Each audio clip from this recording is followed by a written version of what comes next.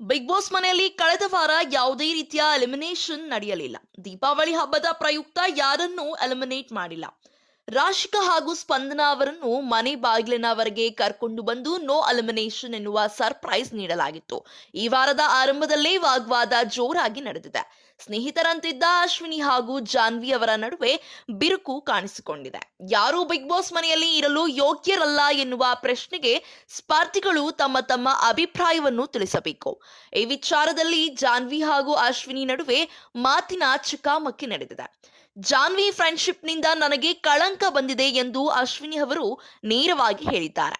ಇದಕ್ಕೆ ಜಾನ್ವಿ ಅವರು, ನಿಮ್ಮ ಆಟವನ್ನು ನೀವು ಆಡ್ತಾ ಇದ್ದೀರಿ, ಇನ್ನು ನನ್ನ ಆಟವನ್ನು ನಾನು ಚಾಚು ತಪ್ಪದೆ ಆಡ್ತಾ ಇದ್ದೇನೆ ಎಂದು ಹೇಳಿದ್ದಾರೆ.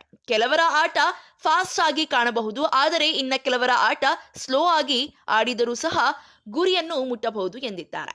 ನನ್ನನ್ನು ಮುಂದೆ ಬಿಟ್ಟು ತಮಾಷೆ ನೋಡಿ ನನ್ನನ್ನು ಬಿಗ್ ಬಾಸ್ ಮನೆಯಿಂದ ಹೊರಗಡೆ ಹಾಕಬೇಕು ಅಂತ ಇದ್ದೀರಾ ಎಂದು ಅಶ್ವಿನಿ ಅವರು ಕೇಳಿದ್ದಾರೆ. ಇದಕ್ಕೆ ಜಾನ್ವಿ ಅವರು, ನೀವು ನನ್ನ ಜೊತೆಗೆ ಇರುವುದು ಕೂಡ ಸ್ಟ್ರಾಟಜಿ ಎಂದು ಹೇಳಿದ್ದಾರೆ. ಫ್ರೆಂಡ್ಶಿಪ್ ಹೇಳಿಕೊಂಡು ನನಗೆ ಬಾವಿ ತೋಡ್ತಿದ್ದೀರಿ ಅಂತ ಗೊತ್ತಿರಲಿಲ್ಲ. ಆ ತರದ ಸ್ನೇಹಕ್ಕೆ ಬ್ರೇಕ್ ಹಾಕೋದು ಉತ್ತಮ ಎಂದಿದ್ದಾರೆ. ನಿಮ್ಮಿಬ್ಬರ ಮಧ್ಯೆ ಇಷ್ಟೆಲ್ಲ ಭಿನ್ನಾಭಿಪ್ರಾಯ ಇತ್ತು ಅಂದ್ರೆ ಅದನ್ನು ಕೂತ್ಕೊಂಡು ಇಬ್ರು ಮಾತಾಡ್ಬೇಕಿತ್ತು ಎಂದು ಅಶ್ವಿನಿ ಅವರಿಗೆ ರಾಶಿಕಾ ಅವರು ಹೇಳಿದ್ದಾರೆ. ಜಾನ್ವಿಗೆ ಎಲ್ಲರ ಹತ್ರ ಮಾತನಾಡಿ ಅಂತ ಎಚ್ಚರಿಸಿದ್ದು ಮೊದಲು ನಾನೇ. ಎಲ್ಲರ ಹತ್ರ ಮಾತನಾಡಿಯೇ ನಾನು ಜಂಟಿಗಳ ಹತ್ರ ದುಶ್ಮನಿ ಕಟ್ಕೊಂಡಿದ್ದೀನಿ. ನೀವು ಮುಂದೆ ಹೋಗಿ ಅಂತ ನನ್ನ ಹಳ್ಳ ತೋಡಿ ನನ್ನನ್ನು ಬಿಗ್ ಬಾಸ್ ಮನೆಯಿಂದ ಆಚೆ ಕಳಿಸೋಕೆ ಪ್ಲಾನ್ ಮಾಡ್ತಾ ಇರುವ ವಿಚಾರ ನನಗೆ ಇವತ್ತು ಗೊತ್ತಾಯಿತು ಎಂದು ಅಶ್ವಿನಿ ಅವರು ಹೇಳಿದ್ದಾರೆ.